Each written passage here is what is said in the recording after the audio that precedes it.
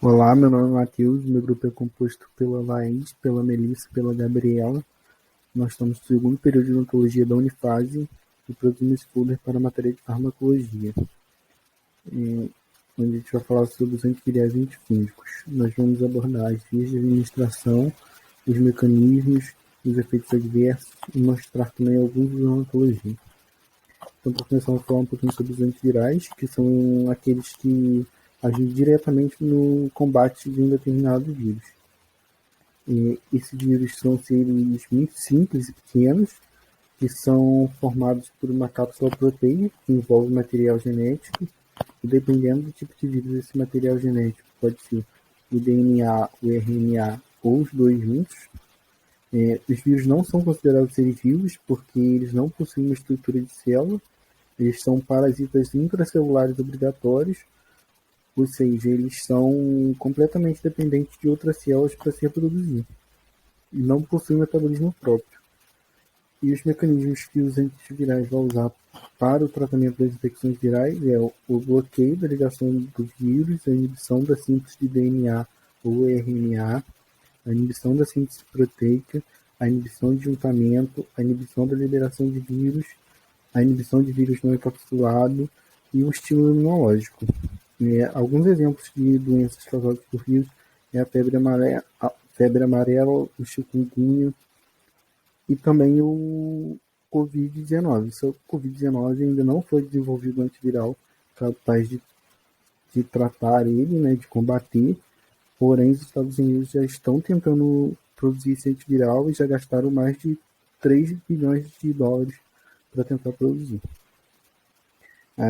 E os antifúngicos são os medicamentos usados para tentar combater as infecções causadas por fungos. Esses fungos eles podem ultrapassar a camada da pele e causar uma infecção local que pode se espalhar para os tecidos, os ossos, os órgãos ou até mesmo afetar todo o corpo. E os antifúngicos são as moléculas que permitem combater esses fungos, que são os causadores das micoses, que é qualquer doença causada por fungo. Essas micoses ela pode afetar a pele, as mucosas, os cabelos, as unhas. Geralmente as micoses costumam surgir entre os dedos, as dobras da pele e também no aparelho digestivo. Agora eu vou falar sobre as vias de administração desses fármacos. Os antivirais eles podem ser administrados por via oral ou via intravenosa.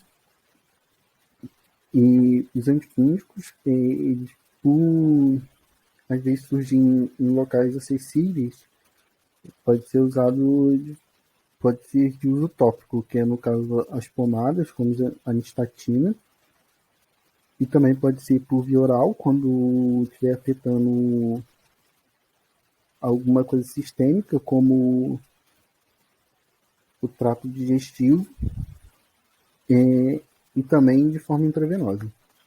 E aqui a gente ressaltou alguns efeitos adversos que são vistos tanto nos antivirais quanto nos antifúngicos. Aqui a gente colocou os principais, porém cada fármaco vai ter algumas reações diferentes, ou às vezes nem ter, dependendo do indivíduo.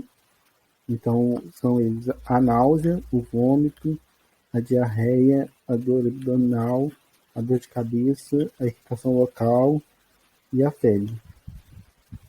Oi, professor Alan, aqui é a Laís. Eu vou falar um pouquinho sobre os principais antivirais e antifúngicos na odontologia. Aqui a gente trouxe as principais doenças orais tratadas com antifúngicos e eu vou explicar um pouquinho cada uma delas. A candidíase oral é uma infecção causada pelo excesso do fungo cândida na boca. E os seus sintomas são placas brancas, que pode ter dor e ardência na região. O tratamento é feito em casa por meio de enxaguantes bucais como a anistatina por 5 a 7 dias. Em casos mais graves, quando a anistatina ela não faz mais efeito, é indicado o uso do fluconazol. A blastomicose oral é uma infecção causada pela inalação de esporos de um fungo. E seus sintomas lembram bastante de uma pneumonia, mas ela também tem algumas manifestações orais, como ulcerações de bordas elevadas e irregulares, e a dor pode ser variável. A principal forma de tratamento é por meio de medicações como o itraconazol, e em casos mais agressivos é indicada a anfotericina B. A paracoccidiodomicose ela é uma micose sistêmica adquirida também através da inalação de esporos de um fungo. E os sintomas dela são ulcerações na boca, que tem um aspecto semelhante ao de uma amora. O tratamento para ela é feito por meio de antifúngicos como itraconazol, fluconazol e cetaconazol. Aqui a gente tem alguns antifúngicos, eu vou explicar um pouquinho cada um deles. A anistatina ela é um remédio antifúngico que age inibindo o crescimento do fungo cândida. Os efeitos diversos mais comuns dela são o vômito, náuseas, a diarreia e dor abdominal. A suspensão oral dela deve ser bochechada o mais tempo possível na boca antes da pessoa engolir. Aqui a gente tem a anfotericina B, que é um medicamento muito utilizado para o tratamento de infecções fúngicas mais graves. E ela age impedindo um dos mecanismos de ação dos fungos. Os efeitos adversos dela são alterações no sangue, dor de cabeça, febre, calafrios, náuseas, problemas renais e até vômito. Ela é mal absorvida por via oral e, por isso, ela é aplicada topicamente ou por injeção intravenosa. Tem também o fluconazol, que é muito utilizado para o tratamento de micoses, especialmente aquelas que foram provocadas pelo fungo cândida. Os efeitos adversos mais comuns delas são diarreia e dor abdominal. Dor de cabeça também é outro sintoma que pode aparecer. O fluconazol ele pode ser administrado por via oral ou por via intravenosa. Por via intravenosa, ele é mais utilizado quando o caso está mais grave. O cetaconazol ele é um remédio antifúngico que age inibindo o crescimento dos fungos. Esse remédio está disponível em 3 formas, na forma de comprimido, na forma de pomadas e na forma de shampoo. Os efeitos colaterais dele variam de acordo com a forma do uso. Se a pessoa ela usa o comprimido, pode ter vômitos, náuseas, dor de barriga, dor de cabeça e diarreia. Se for usada a forma de pomada, pode ter coceiras, pele seca, irritação no local. E se for na forma de shampoo, pode ter uma sensação de queimadura no local, pode ter irritação e vermelhidão. O itraconazol ele é muito indicado para o tratamento de várias infecções fúngicas, como a candidíase, paracoccidiodomicose e a blascomicose. Ele deve ser administrado por via oral e as reações adversas dele incluem náuseas, vômito, diarreia e dor abdominal. Aqui a gente tem a principal doença bucal tratada com antiviral, que é a herpes labial, e eu vou explicar um pouquinho ela. Ela pode ocorrer tanto nos lábios, ou na boca, ou na gengiva. E ela pode causar pequenas bolhas que, quando estoura, causa uma ferida que causa bastante incômodo na região e dores e coceira. Aqui a gente tem alguns antivirais para tratar da herpes. Eu vou explicar um pouquinho cada um. O aciclovir ele pode ser usado de forma tópica, oral ou intravenosa. Alguns efeitos colaterais mais comuns dele são dor de cabeça, diarreia, coceiras, vermelhidão, protuberâncias na pele. O valaciclovir ele diminui a dor e a coceira e ajuda as lesões a sarar e impede a formação de novas lesões. Alguns efeitos adversos são dor de cabeça e náuseas. O ganciclovir, ele é mais tóxico que o aciclovir, então ele fica muito restrito a situações que realmente a pessoa não tem escolha. Ele é por via oral ou ele é injetável. Os efeitos adversos dele incluem confusão mental, dor de cabeça e alergias no local da injeção. O foscarnet, ele é muito utilizado no manejo de infecções por herpes simples e joias que foram resistentes ao aciclovir.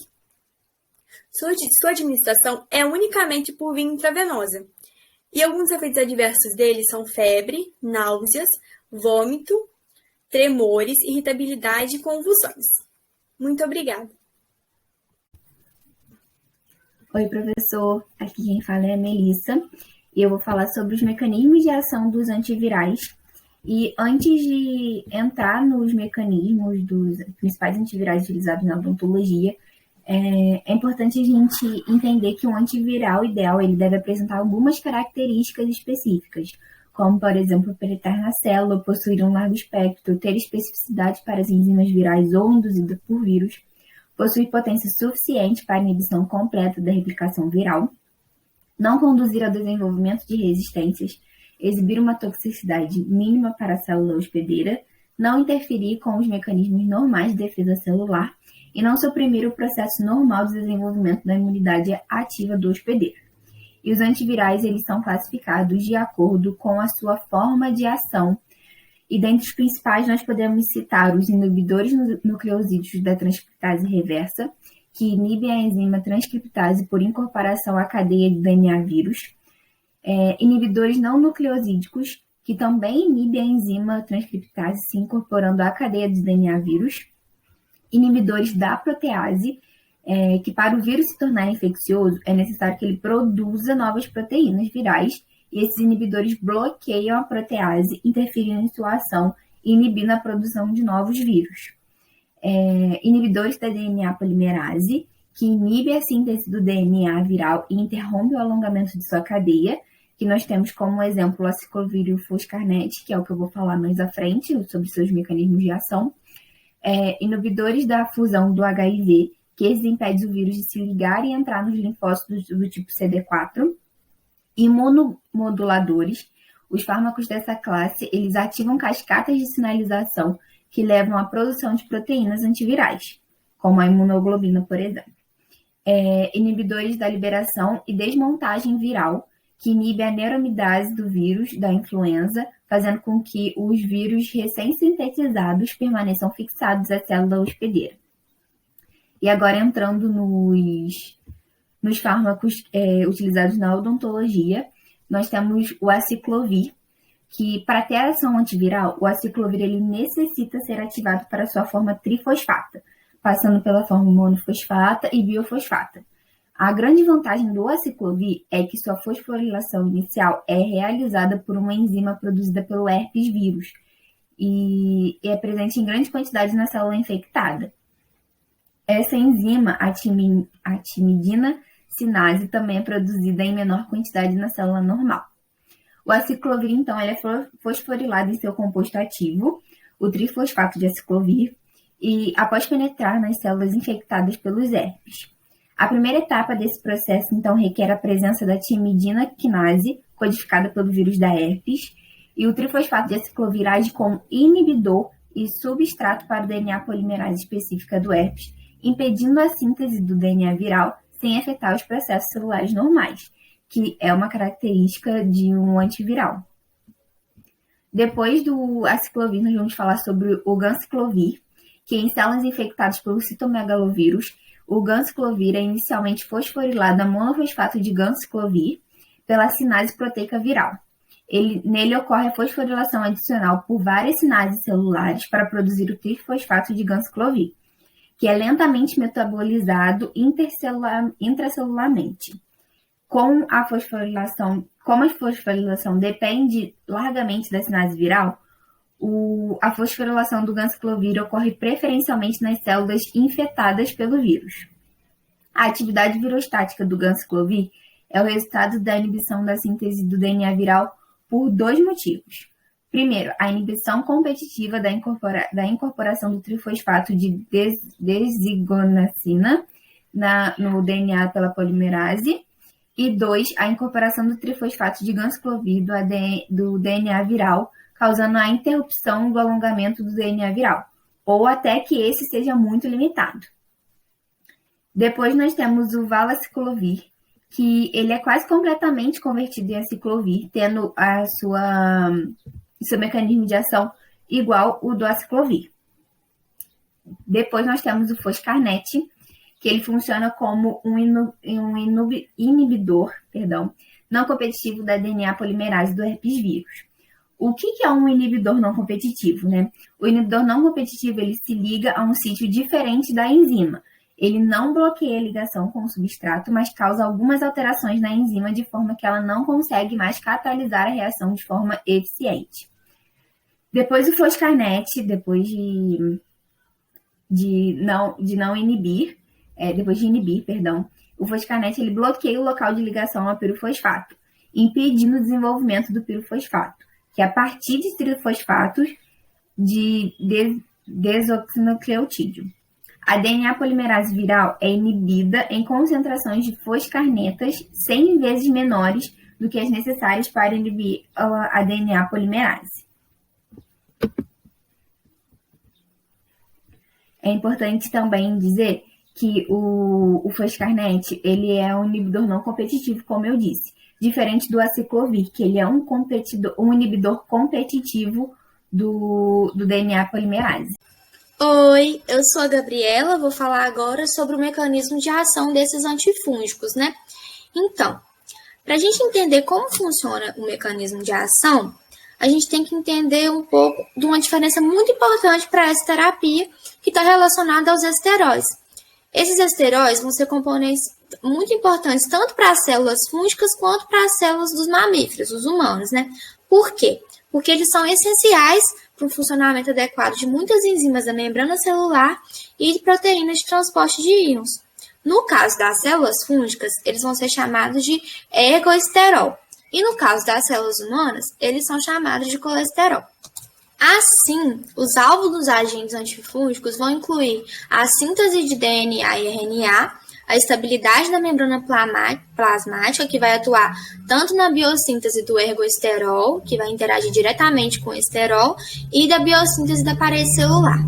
Dentre esses, a gente separou os poliênicos e os azóis para falar como funciona o mecanismo deles, porque, no caso, os poliênicos vão se relacionar diretamente ao ergosterol e os azóis já vão atuar na biossíntese desse esterol. Então, no caso dos poliênicos, a gente tem como exemplo clínico citado pela Laís a anistatina e a anfotericina B, que a anfotericina B, no caso, vai ser o mais famoso, a gente vai usar de exemplo agora para explicar como funciona esse mecanismo. Os antifúngicos poliênicos vão atuar, então, sobre o ergosterol, principal esterol da membrana plasmática dos fungos, né? E aí, a gente vai exemplificar o caso da anfotericina B, que ela vai ter na sua organização molecular um lado que vai ser mais hidrofílico e um outro lado que é mais hidrofóbico. Nesse sentido, vai ocasionar poros permeáveis à saída de água e de pequenas moléculas essenciais à sobrevivência do micro-organismo, especialmente íons de potássio e de sódio. Em consequência dessa desintegração da permeabilidade da membrana, ocorre a deterioração metabólica e a morte da célula. Já no caso dos azóis, nós temos como exemplo o fluconazol, o cetoconazol e o itraconazol. Eles vão atuar de forma diferente dos poliênicos, porque, na verdade, eles vão inibir a ação de enzimas oxidativas. Eles não vão abrir poros na membrana celular dos fungos. E aí, essas enzimas oxidativas, que no caso é a 14-alfa-desmetilase, ela vai ser uma enzima-chave para a biossíntese do ergosterol. E elas são dependentes de uma proteína envolvida nessa síntese, né, do ergosterol, que é a chamada citocromo P450. Sendo assim, ela não vai inibindo a síntese do ergosterol, não vai ter a estabilidade da membrana celular dos fungos, inibindo o crescimento da célula fúngica.